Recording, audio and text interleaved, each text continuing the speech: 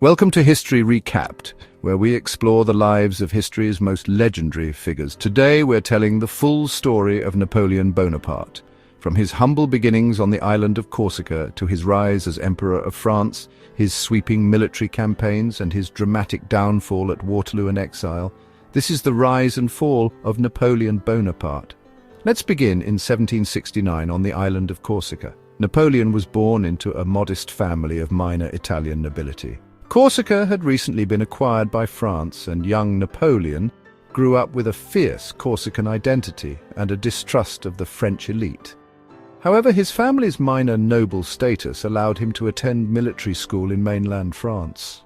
At the Royal Military School of Brienne, Napoleon was an outsider, mocked for his accent, manners, and small stature. Yet he excelled in mathematics, history, and artillery, developing a sharp tactical mind that would serve him throughout his military career. The French Revolution in 1789 created a power vacuum, destabilizing France's military and political institutions. For an ambitious young officer like Napoleon, it presented both chaos and opportunity. In 1793, during the siege of Toulon, Napoleon's tactical brilliance came to light. He devised a plan to recapture the port city from royalist forces backed by the British Navy.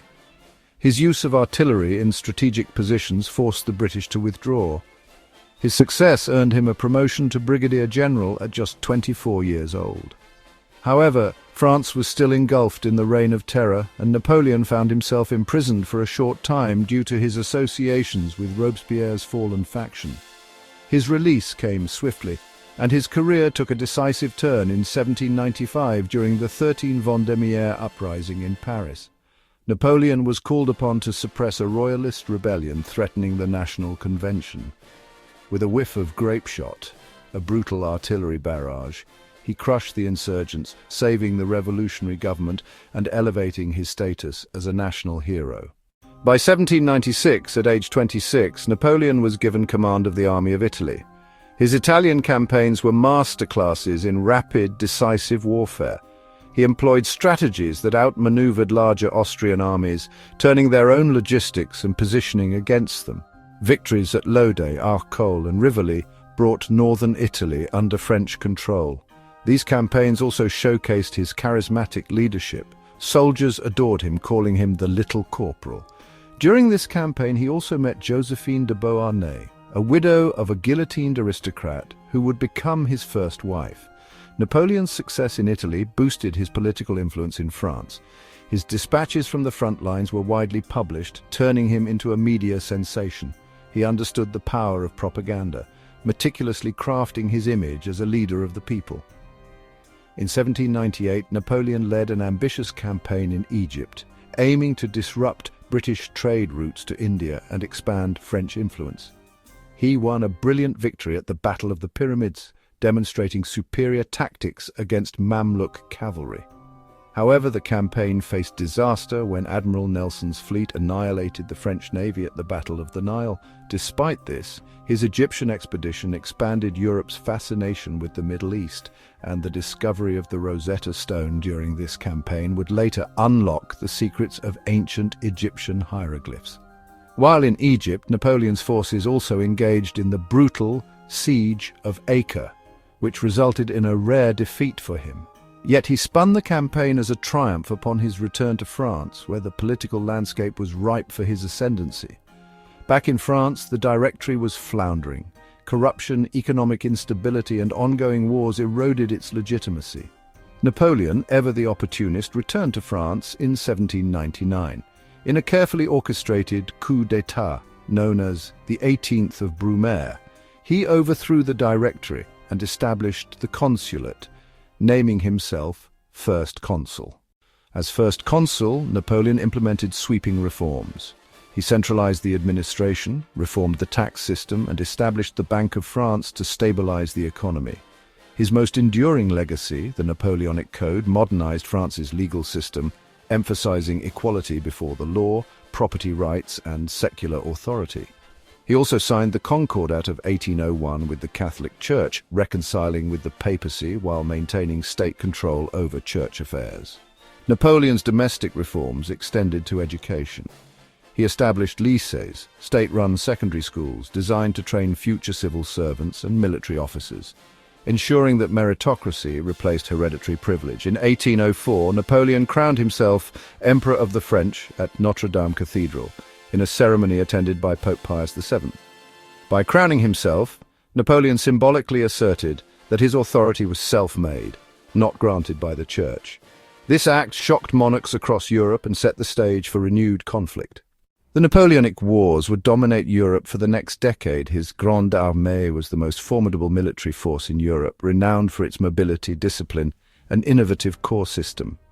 In 1805, at the Battle of Austerlitz, also known as the Battle of the Three Emperors, Napoleon decisively defeated the combined forces of Austria and Russia.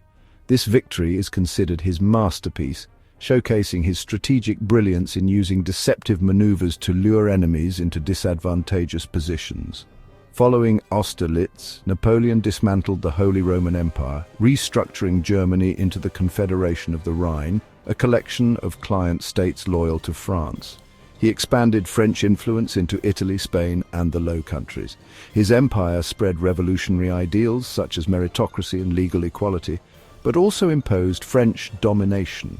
However, resistance was brewing. The Peninsular War in Spain became a grueling guerrilla conflict. Spanish resistance, supported by British forces under Arthur Wellesley, the Duke of Wellington, inflicted severe casualties on French troops.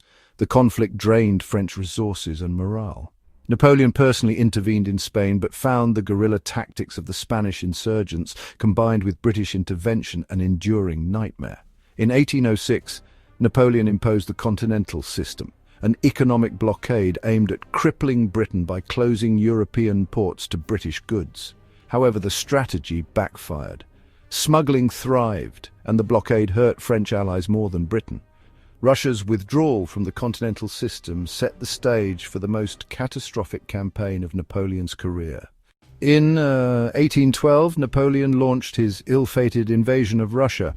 With over 600,000 men, the Grande Armée crossed into Russian territory, aiming to force Tsar Alexander back into alliance. The Russians employed scorched earth tactics, retreating and burning villages to deny resources to the French. At Borodino, the bloodiest single-day battle of the campaign, Napoleon claimed a costly victory but failed to decisively crush Russian forces. When Napoleon entered a deserted and burning Moscow, he waited for a Russian surrender that never came. Facing supply shortages and the onset of a brutal winter, Napoleon was forced into a disastrous retreat. Starvation, cold, and relentless attacks by Russian forces decimated his army. Of the 600,000 men who invaded Russia, fewer than 100,000 returned. This catastrophe emboldened his enemies. In 1813, the Sixth Coalition, comprising Britain, Russia, Prussia, Austria, and others, formed to oppose Napoleon. The decisive Battle of Leipzig, or Battle of Nations, resulted in a crushing defeat for Napoleon, forcing his retreat into France. By 1814, Allied forces invaded France. Despite a valiant defense, Napoleon was outnumbered and politically isolated. The Senate declared him deposed, and he abdicated in April. He was exiled to the island of Elba, a small Mediterranean island off the coast of Italy. But Napoleon was not finished. In 1815, he escaped Elba and returned to France in an event known as the 100 Days. As he marched towards Paris, troops sent to arrest him instead joined his cause. Napoleon's charisma and promise to restore France's glory reignited the nation's passion. His return triggered a swift reaction from the European powers. They mobilized their armies for a final confrontation. The climactic battle came at Waterloo on June 18, 1815. Facing Wellington's Anglo-Allied forces and Blucher's Prussian army, Napoleon's forces initially held the advantage. However, poor coordination, misjudged timing, and the late arrival of Prussian reinforcements led to a catastrophic defeat. After Waterloo, Napoleon abdicated once more. This time, the Allies ensured his exile would be far from Europe. He was sent to the remote island of St. Helena in the South Atlantic, a barren, wind-swept island thousands of miles from mainland Europe. In exile, Napoleon lived under constant British supervision. He spent his final years dictating his memoirs, crafting his legacy, and debating with his captors. His health deteriorated rapidly, plagued by stomach ailments. On May 5, 1821, Napoleon Bonaparte died at the age of 51. The official cause was recorded as stomach cancer, though theories of arsenic poisoning persist. Napoleon's impact on the world was profound. He redrew the map of Europe, spread the principles of the French Revolution, and modernized legal systems with the Napoleonic Code, which remains influential today. His administrative reforms reshaped governance in France and across his empire. Toul was a brilliant strategist, a reformer, but also an autocrat whose ambitions led to years of war and immense suffering. The legacy of Napoleon Bonaparte is one of paradox. A man who rose from obscurity to become emperor, who fought for liberty yet crowned himself a ruler, who reshaped nations but met his downfall through his own overreach. His influence extended beyond politics and military. His era inspired art, literature, and a re-evaluation of governance that echoes to this day. Thank you for watching History Recapped. If you enjoyed this deep dive into the life of Napoleon, don't forget to like, subscribe, and comment below. Tell us, which historical figure should we recap next? Until next time, keep learning and keep history alive.